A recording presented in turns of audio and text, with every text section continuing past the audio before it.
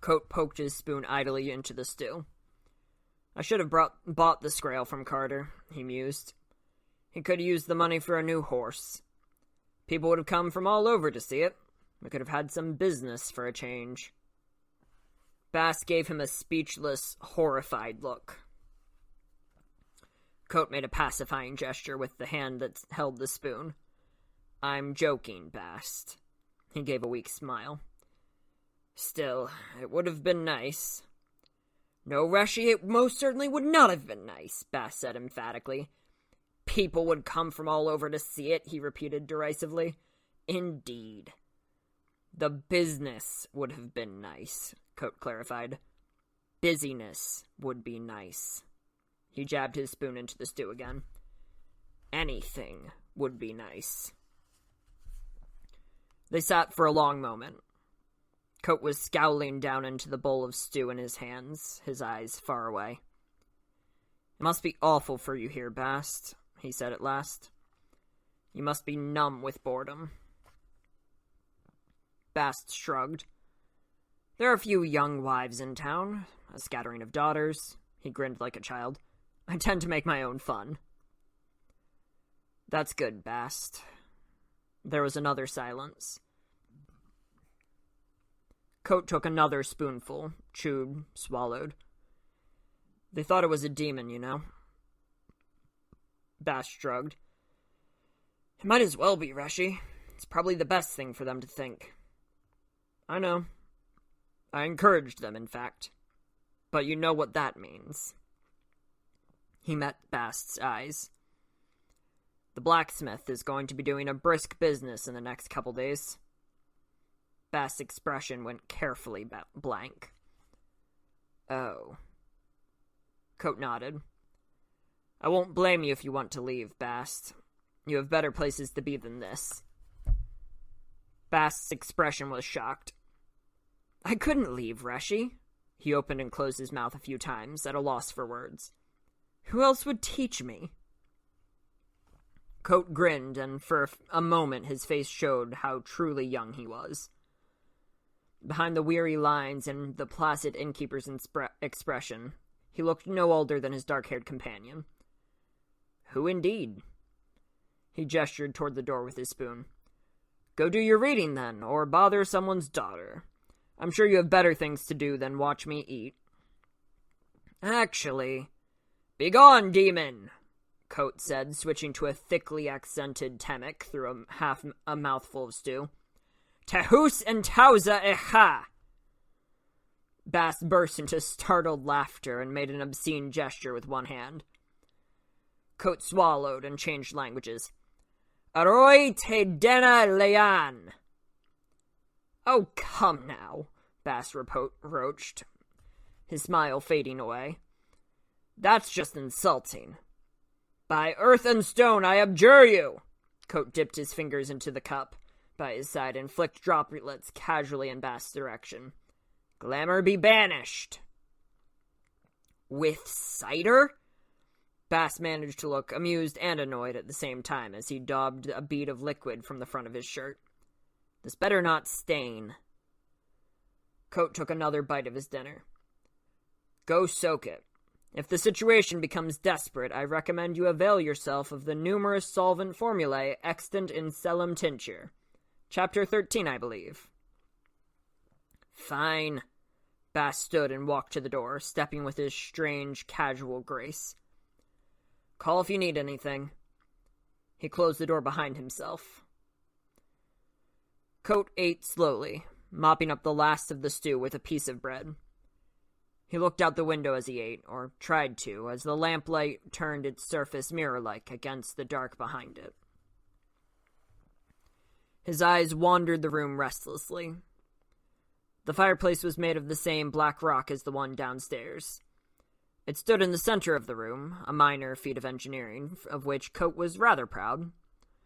The bed was small, little more than a cot, and if you were to touch it, you would find the mattress almost non-existent.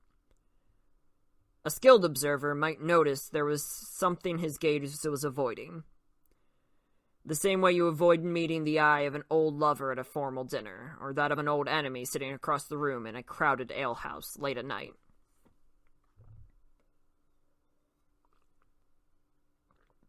Coat tried to relax, failed, fidgeted, sighed, shifted in his seat, and without willing it, his eyes fell on the chest at the foot of the bed.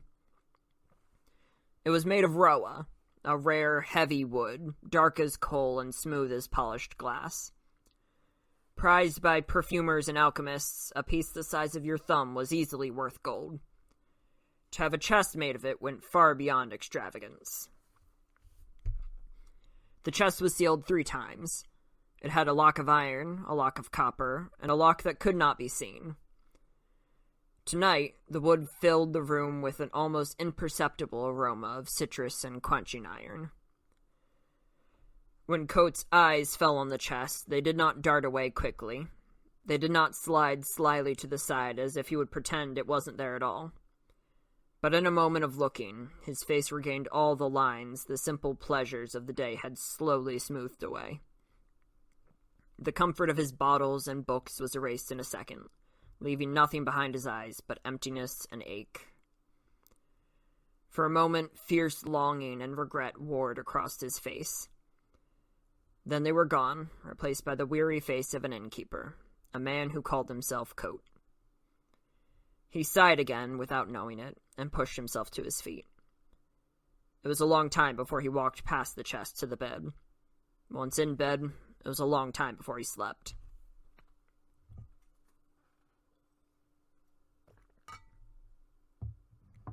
As Coat had guessed, they came back to the Waystone the next night for dinner and drinks. There were a few half-hearted attempts at stories, but they died out quickly. No one was really in the mood. So it was still early in the evening when the discussion turned to matters of greater import. They chewed over the rumors that had come into town, most of them troubling.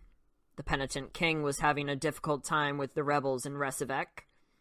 This caused some concern, but only in a general way. Resivek was a long way off, and even Cobb, the most worldly of them, would be hard-pressed to find it on a map. They discussed the war in their own terms. Cobb predicted a 3rd levy tax after the harvests were in. No one argued, though there hadn't been a 3-bleeder year in living memory. Jake guessed the harvest would be good enough so the 3rd levy wouldn't break most families. Except the Bentleys, who were on hard times anyway, and the Orisons, whose sheep kept disappearing. And Crazy Martin, who had planted all barley this year. Every farmer with half a brain had planted beans. That was the one good thing about all the fighting. Soldiers ate beans, and the price would be high. After a few more drinks, deeper concerns were voiced. Deserter soldiers and other opportunists were thick on the roads, making even short trips risky. The roads were always bad, of course, in the same way that winter was always cold. You complained, took sensible precautions, and got on with the business of living your life. But this was different. Over the last 2 months, the roads had become so bad that people had stopped complaining. The last caravan had 2 wagons and 4 guards. The merchant had been asking for 10 pennies for half a pound of salt, 15 for a loaf of sugar. He didn't have any pepper or cinnamon or chocolate. He did have 1 small sack of coffee, but he wanted 2 silver talents for it. At first, people had laughed at his prices. Then, when he held firm, folk had spat and cursed at him. That had been 2 span ago. 22 days. There had not been another serious trader since, even though this was the season for it. So despite the 3rd levy tax looming large in everyone's minds, people were looking in their purses and wishing they'd bought a little something, just in case the snow came early. No one spoke of the previous night, of the thing they had burned and had buried. Other folk were talking, of course. The town was alive with gossip. Carter's wounds ensured that the stories were taken half seriously, but not much more than half. The word demon was being spoken, but it was with smiles half hidden behind raised hands. Only the 6 friends had seen the thing before it was burned. One of them had been wounded, and the others had been drinking. The priest had seen it too, but it was his job to see demons. Demons were good for his business. The innkeeper had seen it too, apparently, but he wasn't from around here. He couldn't know the truth that was so apparent to everyone born and raised in this little town. Stories were told here, but they happened somewhere else. This was not a place for demons. Besides, things were bad enough without borrowing trouble. Cobb and the rest knew there was no sense talking about it. Trying to convince folk would only make them a laughingstock, like Crazy Martin, who had been trying to dig a well inside his own house for years now. Still, each of them bought a piece of cold wrought iron from the smith, heavy as they could swing, and none of them said what they were thinking. Instead, they complained that the roads were bad and getting worse. They talked about merchants, having deserters and levies, and not enough salt to last the winter. They reminisced that 3 years ago no one would have even thought of locking their doors at night, let alone barring them. The conversation took a downward turn from there, and even though none of them said what they were thinking, the evening ended on a grim note. Most evenings did these days, times being what they were.